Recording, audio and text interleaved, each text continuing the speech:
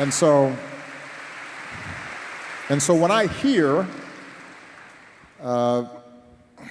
not just our current president, but his aides, who have a history of calling political opponents vermin, enemies,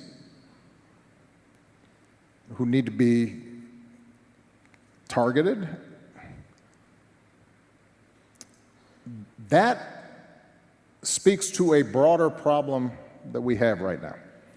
And something that we're going to have to grapple with, all of us, whether we're Democrats, Republicans, independents.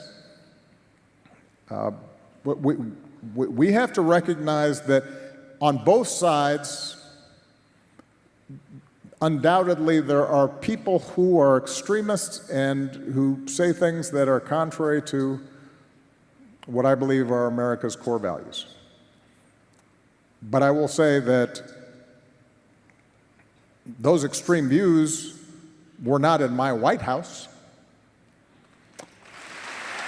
I wasn't embracing them.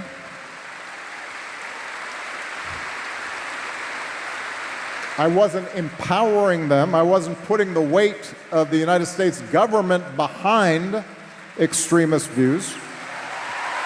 And that is when we have the weight of the United States government behind extremist views, we've got a problem. And so your original question is, are we at an inflection point? We're at an inflection point in the sense that we always have to fight for our democracy.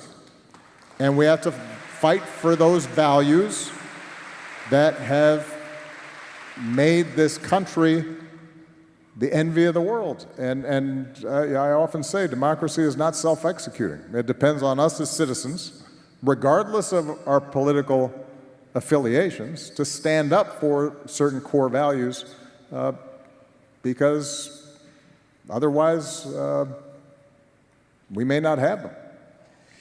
Wow, a lot there to unpack. That was Barack Obama speaking in Pennsylvania in the aftermath of the assassination of Charlie Kirk, wherein Obama drew the sharpest possible line between responsible governance and what we're witnessing right now under Trump's second term. And look, we all know that there are extremists on both sides of the political spectrum. That's been true throughout history. But here's what Obama is getting at. There is a massive difference between extremists existing in society and extremists being empowered by the federal government itself.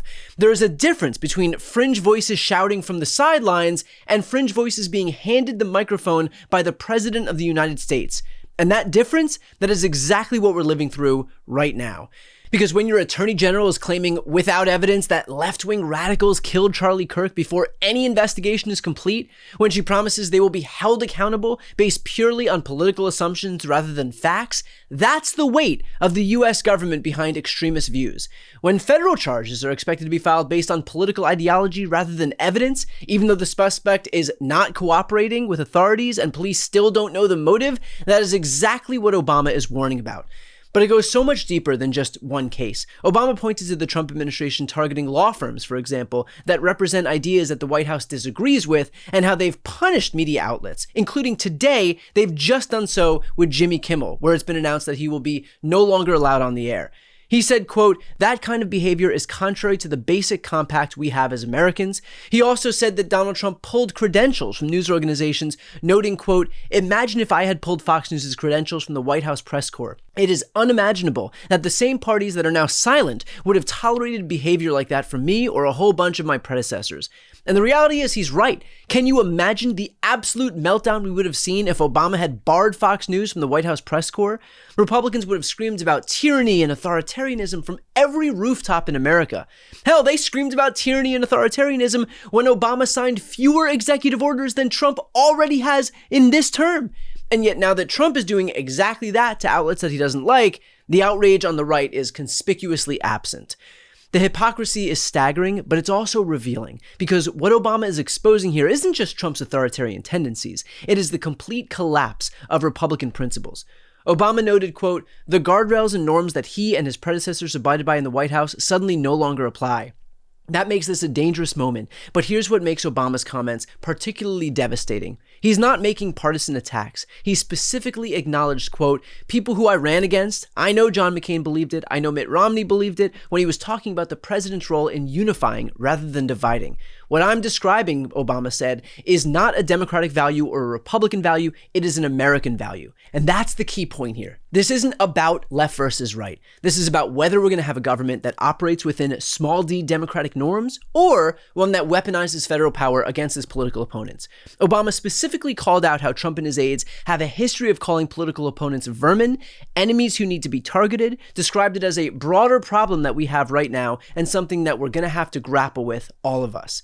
Think about the language here. Vermin, enemies who need to be targeted. This isn't the language of democratic governance. This is the language of authoritarianism. And when it comes from the highest levels of government, it becomes policy. That's Obama's point.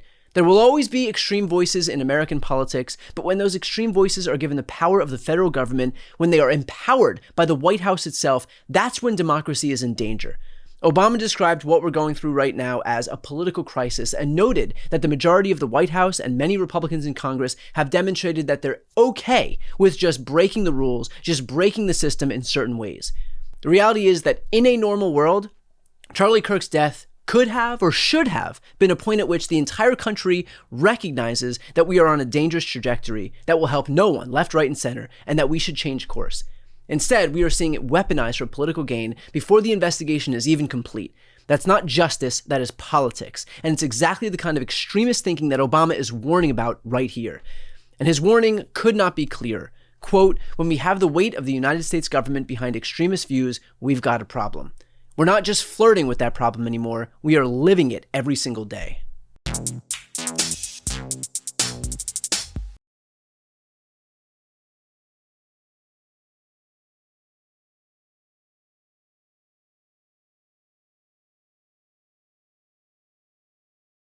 Before you go, if you enjoyed this content and you want to see more and support independent media, please subscribe to this channel. The subscribe button will be right here on the screen. But second, the reality is that we are now in a political environment where this administration can lean on any of the social media platforms to suppress certain voices if they don't like critical coverage. That means my longevity here is in the hands of a few tech billionaires who are already making it clear that they are willing to cater to this administration. To that end, signing up for my newsletter is a way for me to reach you directly if that ever becomes necessary. I'll put the link right here on the screen as well, so please sign up. It's free, but there's also an option to do a paid subscription if you'd like to support me and my team. I really appreciate it. Thanks so much for watching.